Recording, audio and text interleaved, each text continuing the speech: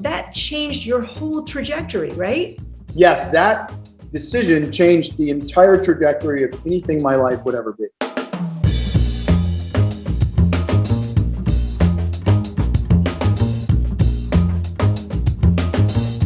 All right, so Ian Somerhalder, what is your drink? You chose your own drink for the occasion, right? Yeah, literally, right? I get to drink this with you.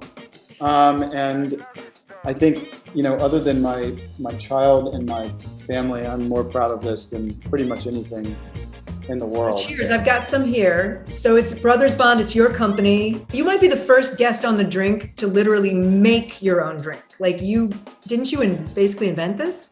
Yeah, Paul and I blended this literally in this room and in my kitchen. Paul being your co-star, your brother. Yeah, Paul Wesley. Paul Wesley and I have been talking about this since like season 2 of The Vampire Diaries. The brothers bonded on screen over bourbon. And then Paul and I bonded off screen over bourbon. Paul likes to remind me it was the only way he could tolerate me, which I'm sure there's some truth. So this is, been in our togetherness for 12 years. I want to ask you about your childhood because honestly, researching, like looking into you to talk to you today, I don't find a whole lot about how you grew up, how you became a model. You're from a small town in Louisiana. How does the kid from the bayou end up in Hollywood? My mom used every dollar we ever had to get me modeling and acting classes at 10 years old. And then we went to this convention. It was in Hilton Head, South Carolina. There's all these little events that kids have to do. You have to write and recite a commercial, on a stage in front of all these judges and people. And I went there and I won every single award. And I got a 3-year contract with Ford Models. And then you ended up going to Europe, right? When you were older, like in your older teens? 5 days after my 16th birthday, I got on a plane, flew to New York. Shot literally 12 pages in a major fashion magazine. And then immediately after that, moved to Milan. And, at 17, I had an apartment in Milan, one in Paris, and one in New York. Seriously? Yeah, it was a wild time.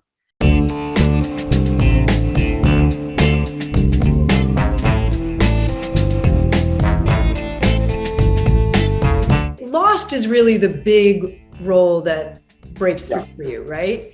That must have been a huge break, but then they tell you you're going to die in the first season. Was that hard? That was a very humbling experience for sure. That sucked. But I got it. If that show doesn't break you into the world, I don't know what can. Although I do mess with everyone. I know season 1, I remember we had 12 Emmy nominations and they all went to the Emmys and walked away with all these trophies. And I was like, you know what? Screw that, man. I'm not even going. I don't want to go. It's not my show anymore. Like an idiot. I worked my ass off in season 1. Yeah, you should have been to be a part of something like that. And then showed up at the Emmy after party in a leather jacket. But I always joke with everyone. I say, we had 12 Emmy nominations season 1 and season 2, nothing. How did Vampire Diaries come to you? I had to fight tooth and nail. Long and short of it is, sent me the script of Vampire Diaries. I picked it up and I said, this is Twilight on TV. And I threw it on the ground. 2 days later, I realized, because I read the pilot, and I realized, this is really freaking awesome. And this character is unbelievable. This guy has the potential to be the coolest character on television. Casting says, yes, we'll see him, but he has to be here at, I think it was 10 a.m. on the dot. I was in Vegas at the time with my family. Now it's 11 o'clock at night and I'm thinking, oh my God, I have 8 pages of sides of the script that I have to know for the show now that I really want. Printed them out, went to the business center. 5 o'clock in the morning, I leave Vegas. I taped all the pages together for the Vampire Diaries and put them on my dash because it's still dark, 5 o'clock in the morning. So I drove through the Mojave Desert, through the middle, late, early morning into the morning. That is where I literally worked on and came up with the character of Damon Salvatore. Are you driving the car while reading? Driving the car. Oh, and at warp speed, because I knew I was going to hit traffic. So I'm going like 100 miles an hour. Not super safe. Totally, no. I'm a dad now. I wouldn't do that shit now. The drink is about how you got where you are. That changed your whole trajectory, right? Yes, that decision changed the entire trajectory of anything my life would ever be.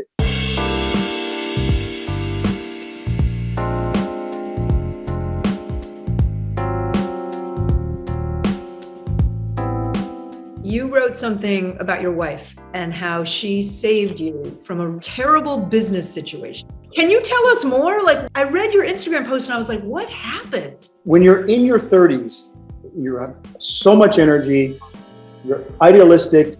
Listen, I don't have a college degree. I don't have a PhD or an MBA.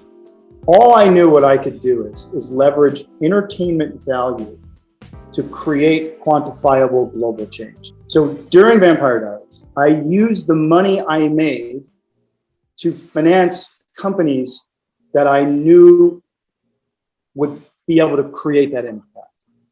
Now, the thing about it is going back to that little thing is, I was not a businessman. I was so busy. I was a star of a TV show. I worked 100 hours a week and I flew between 60 and 90 flights a year. What were you not seeing? I wasn't seeing that I made personal guarantees that far exceeded my own net worth. And it was a tremendous amount of capital. I'm asking you about this because that could have been crushing. What do you mean could have been? It was. It was crushing. It destroyed my life, destroyed my health.